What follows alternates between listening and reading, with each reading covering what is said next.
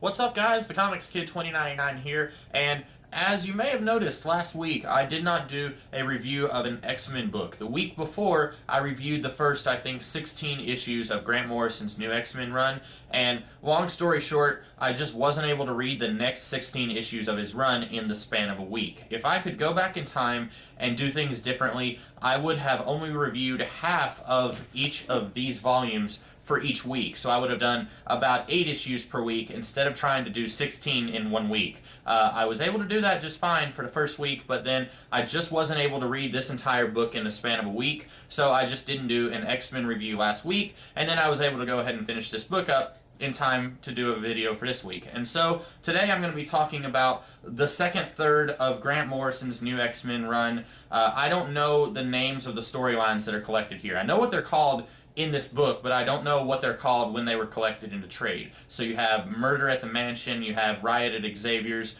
there's a few others. I don't know the names of those storylines when they put them out in trade, but this collects, I can go ahead and tell you that right now, issue 127 through 141 of New X-Men, written by Grant Morrison, and drawn by a whole bunch of people. Let's see, John Paul Leon, Igor Cordy, Phil Jimenez, Ethan Van Sciver, and Karen Grant, and Frank Quietly. And just like in my previous video where I talked about New X-Men, in my humble opinion, Frank Quietly is the best artist among all these guys. He doesn't do nearly as much here as he did in the first book. At least it doesn't feel like he does as much. He really only does the Riot at Xavier stuff. But I really enjoy what he did. I really enjoy his character designs. I think he does some really, like I said in my previous New X-Men video, his drawings, his work is very, in a way, it's very disgusting, but it's disgusting in a good way. It makes me interested in what he's doing, but it doesn't look pretty. It's very grotesque, but I'm still interested. I'm still enjoying what he does. Some of these other guys, Ethan Van Sciver, I'm sure I've said Van Sciver before, but it's Van Sciver. He's pretty good. He's very detailed. In a lot of ways, he kind of reminds me of Phil Jimenez. In fact, if you put Jimenez's artwork right next to Van Sciver, I might have some trouble discerning which one is which. I'm not a gigantic fan of Jimenez's artwork. I think sometimes it's too pencil-y, but here I think it was pretty good because, like I said, I wasn't able to determine when Jimenez was doing an issue and when Van Sciver was doing an issue. I thought they were both doing pretty good work here.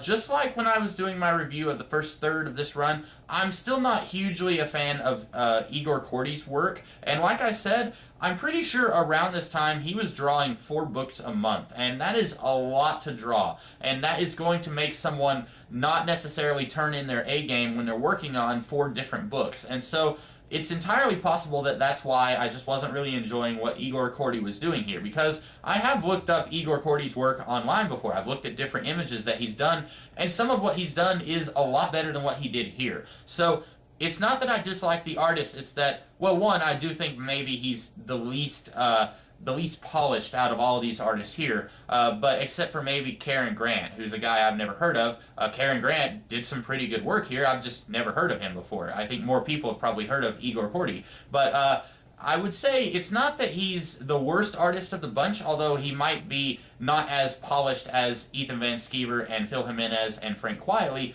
I think it's just that he wasn't doing his best work of his career at this time. But I do think, from what I've seen of his work, I do think that he's done better work before. In fact, now that I think of it, I'm pretty sure that he did the Batman Tarzan Claws of the Catwoman crossover that I reviewed probably a year ago. I'm pretty sure that he did that story, that he drew it. I'm not certain, but I think that he did that. As far as the story here, I really don't have a whole lot to say. I said a lot of what I feel about this run in the first video where I talked about the first chunk of this run. I will say that at this point in the run, Grant Morrison just gave up all pretenses of doing stories with a beginning, middle, and end where you could read that story and enjoy it and understand it, more importantly, without reading the rest of the run.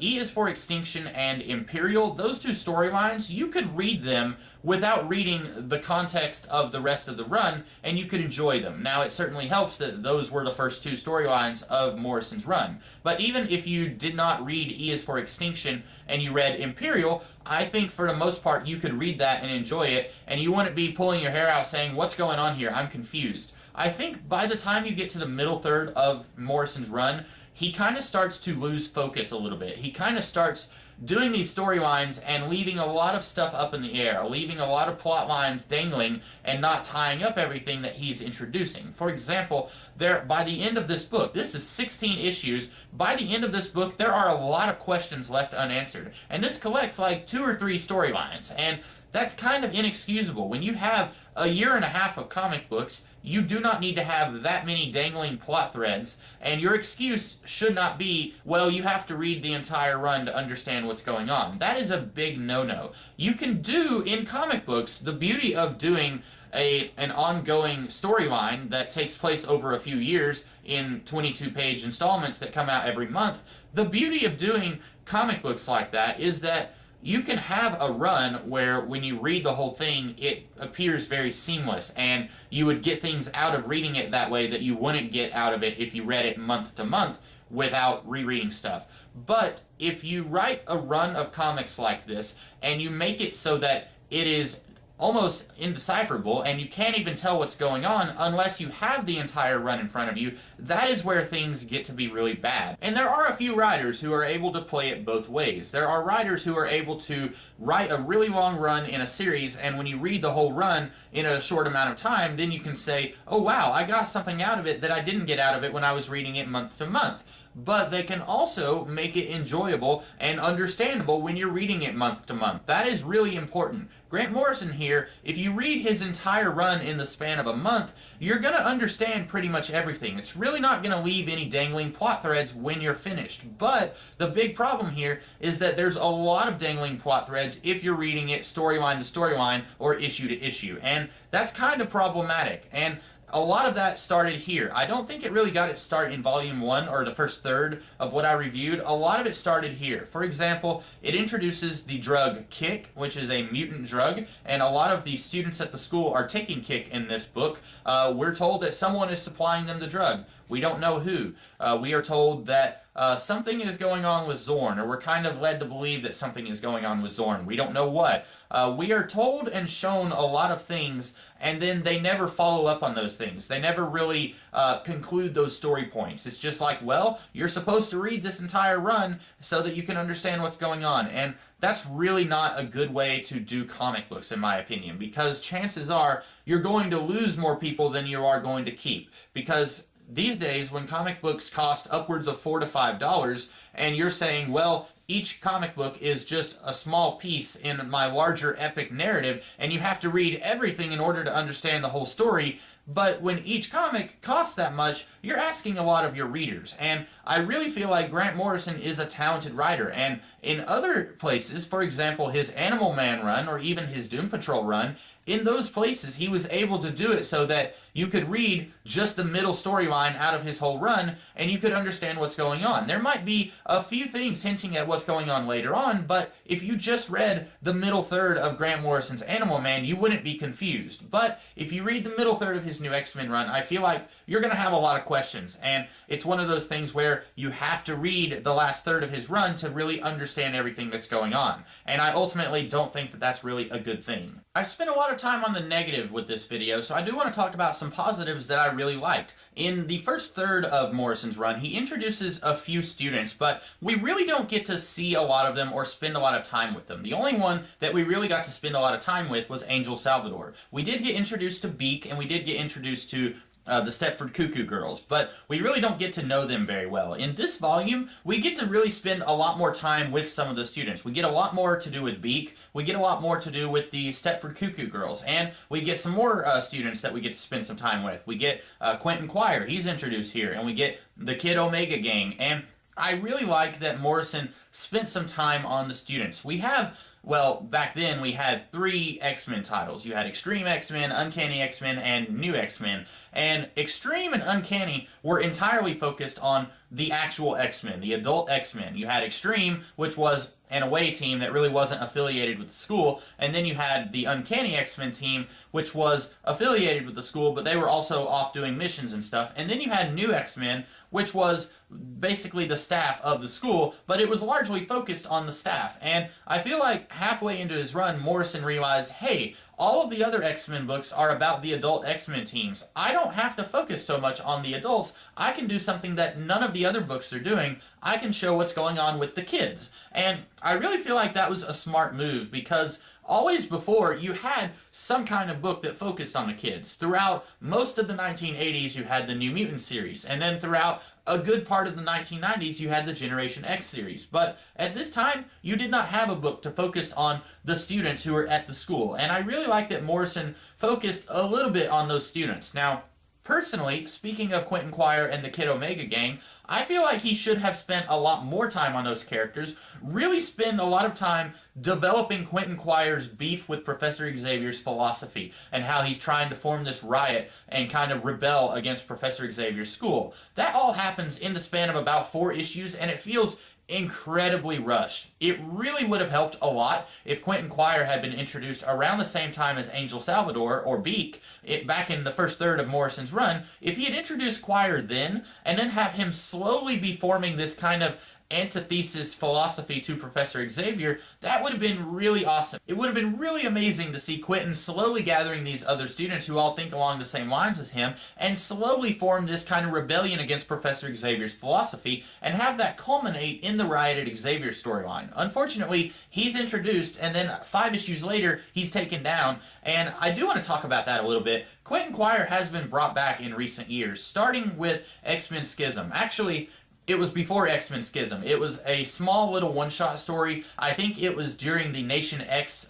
stuff that was going on, which was a whole bunch of one-shot anthology comics. And I believe Quentin Quire was brought back then in a Martha Johansson story where Quentin is trying to destroy the Utopia Island or something like that, and Martha tries to stop him. And then he's brought back in X-Men Schism, and I didn't realize this when I was reading X-Men Schism, but Quentin Quire really should not have come back.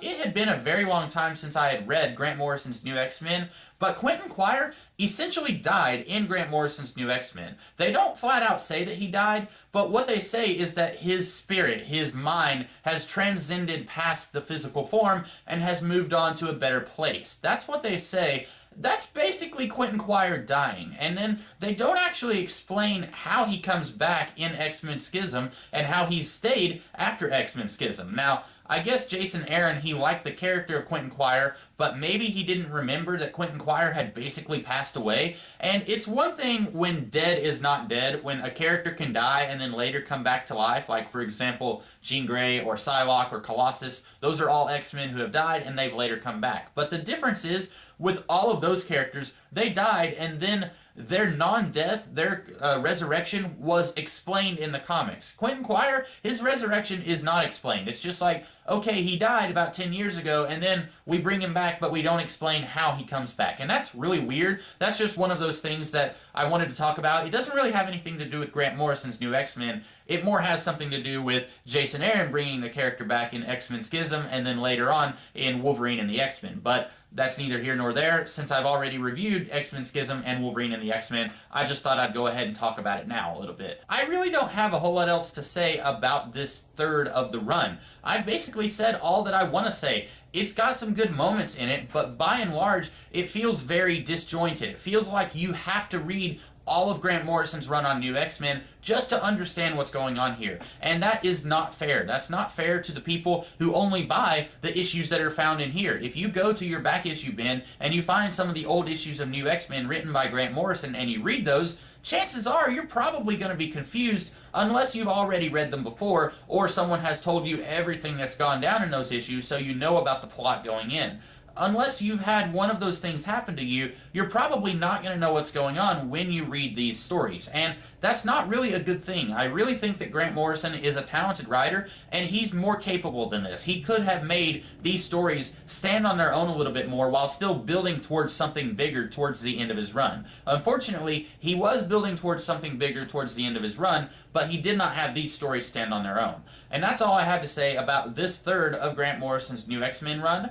I may or may not do the final third of his run next week, or I may go ahead and just wait 2 weeks and do the final third in 2 weeks. We'll see how long it takes me to read the last 16 issues of Grant Morrison's run, but that's what I've got in store for you for either next week or the week after. In the meantime, I've got some other videos in store for you this week. Hopefully you guys will enjoy those. So in the meantime, I will see you guys later. Have a great rest of the day.